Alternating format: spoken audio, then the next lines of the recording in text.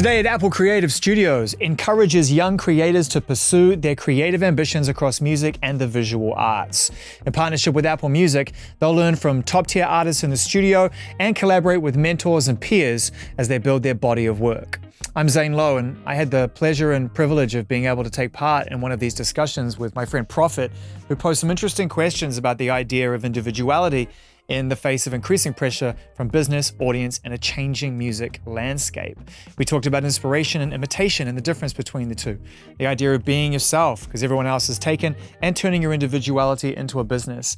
It was a really broad and fairly holistic conversation. It covered a lot of ground, and I really enjoyed it, not just connecting with the people, the creatives who are taking part in this, but also taking some really great questions. Why is it important from your perspective to be authentic and be yourself? You know, I think when we're forming our own identity, it's totally normal, natural, and in fact, good to draw inspiration from people who speak to you and connect with you through art, right down to what you wear, how you wear it, the music you make, the label you might sign to. You should be informed by the greats that go before you and the people that help you define who you are. So there's a difference between being inspired, I think, and letting that inspiration overtake you to the point where it's no longer inspiration, it's kind of imitation. And I think we start imitating. Of course we do. We're trying to find our voice.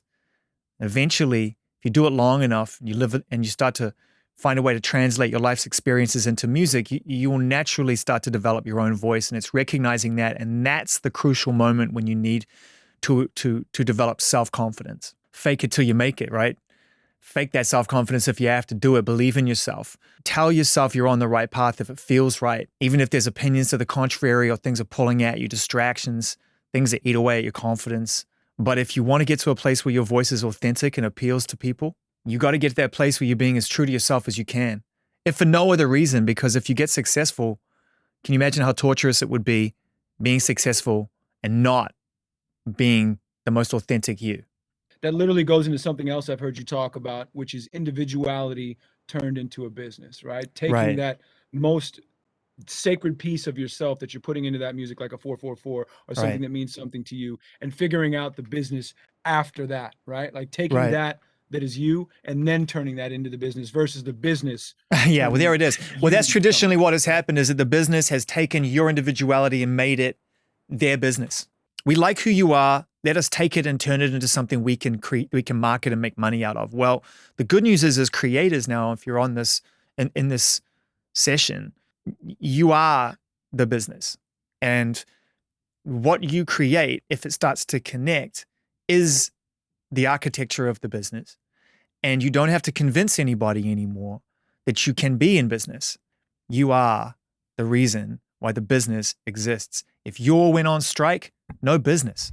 My name's Ariel. I had like a two-parter question. So my first question is, what was your experience like building trust in the business and just building your circle of trust? And then what advice do you have for young artists like us in building our own circles of trust? These are great questions. And so I know they always say be careful getting into business with friends, and you should, but maybe don't look at it as business. Look at it as collaboration. You know, if you think like, hey, I want to change my look, you know someone who's got great style. Build trust from within your circle and inspire the people from outside your circle, the good ones. You lead by example.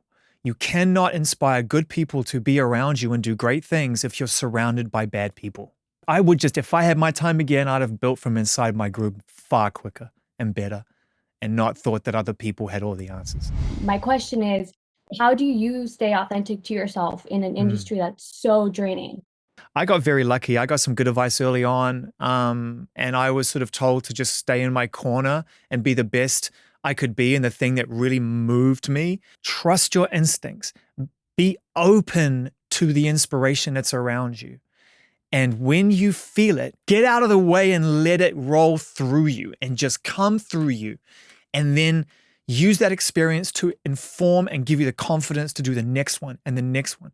Because we try to force these things, and every now and then you might force greatness, but man, it's exhausting. And you're just much better off just trying to be open and that's what authenticity is just being open to everything that's around you and feeling it and letting it flow through you and do your best to translate it. And that's the thing you'll get better at. That's what you'll get better and better and better and better at doing. And the great news about that is the best part. You don't want to rush that result, because that is why you're artists, because you're tapping into something special and beautiful and letting it flow. Man, why would you ever want to reach the finish line of that? You want to be doing that until you take your last precious breath. So there's no race here. It's all process.